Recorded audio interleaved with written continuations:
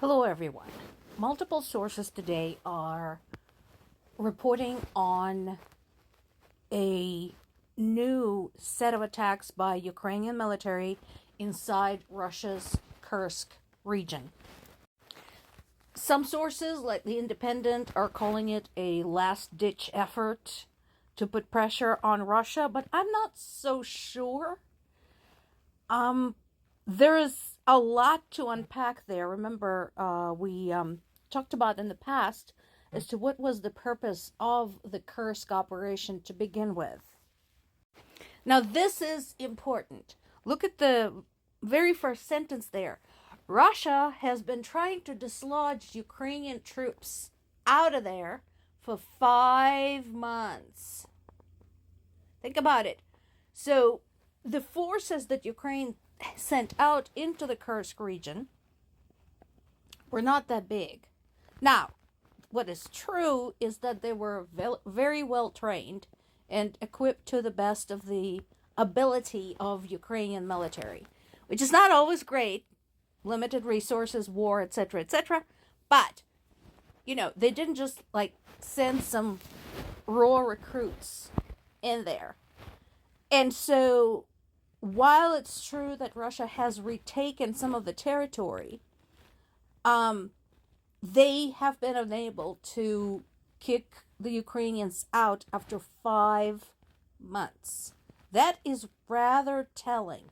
Now, I mentioned in the past that I wasn't certain why they were still keeping the troops there. I mean, Ukrainian military. Why did they leave those troops there? And at the time, I thought, why don't they just bring them home? The guys have done their job. They've delivered the psychological impact. They have delivered the military impact. What's going on? Well, it's possible that they were preparing, setting the stage, basically, for this.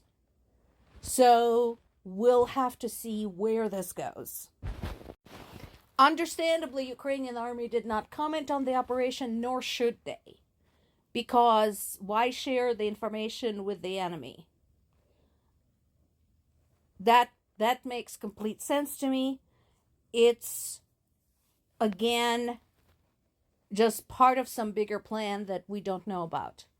So, once again, we'll just have to see. One of the things they did remark, again, is on the losses among the North Korean soldiers that were sustained specifically in that area.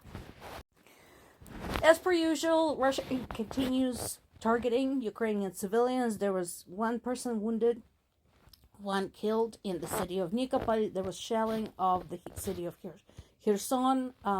Right now, Ukrainian military says over 100 drones were sent against Ukrainian cities.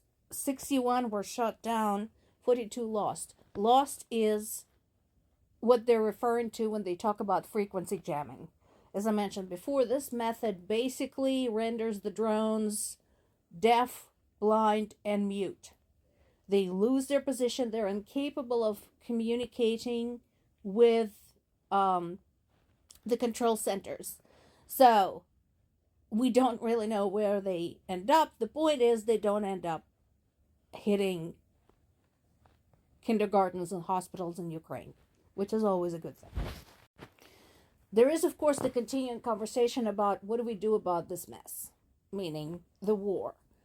Zelensky still insists that only Trump can end it. So, again, I wouldn't do that. I wouldn't put all my eggs in one basket, especially considering the basket is a basket case. So, we'll have to see, again, what happens there. I do agree with him that the guarantees have to be set and signed and fulfilled. It can't just be a handshake agreement. Not anymore. So, there is a meeting planned at the Ramstein Air Base in Germany on Thursday with dozens of allies participating in it to discuss specifically Ukraine's air defenses, which it badly needs, but I'm also hoping that there will be some conversation about, again, bringing this to the end and contingencies for situations if the U.S. refuses to help or if it pulls out of NATO. That needs to be discussed.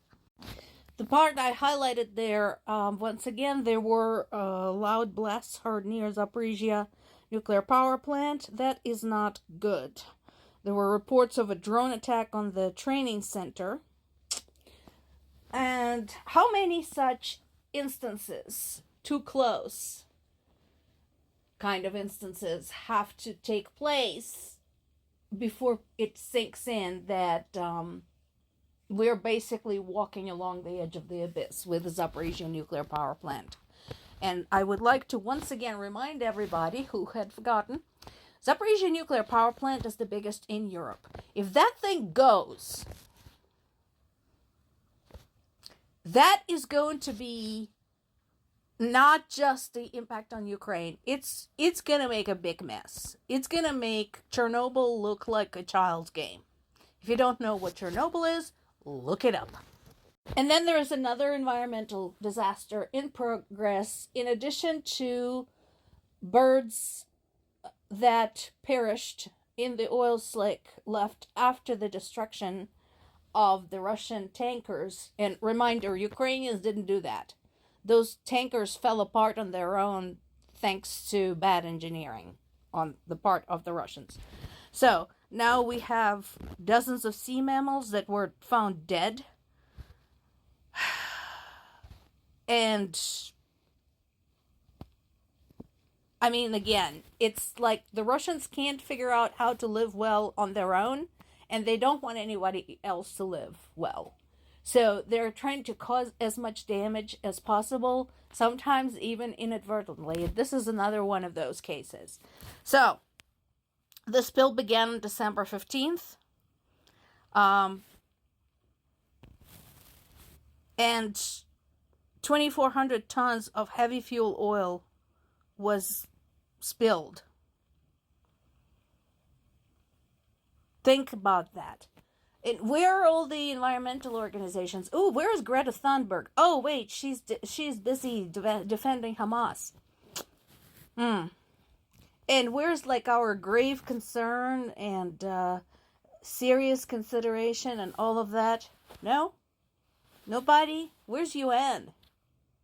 Oh, they don't give a shit. They're too busy kissing up to Putin. Yes, I am very angry about this. This is a place where I grew up. And it's being destroyed. This is a place where my parents still live. And it's being destroyed. People are dying. Nature is dying. Animals are dying. And everybody's still sitting and saying, oh, Ukraine, why don't you negotiate with Russia? This is why. This is the hell they're bringing to every place they venture out to. And if you don't stop them there, now, that is what is waiting for you, the rest of the world. When I was little, and I went to the beach with my parents, dolphins used to come to the beach to play with the kids. I'm serious. It was kind of awesome. You know, if you throw a bowl to a dolphin, it bounces it back, kids squealing, laughing, good times. At the end of all of this, I have a feeling we'll be lucky if there is one solitary, herring left in those waters, let alone a dolphin.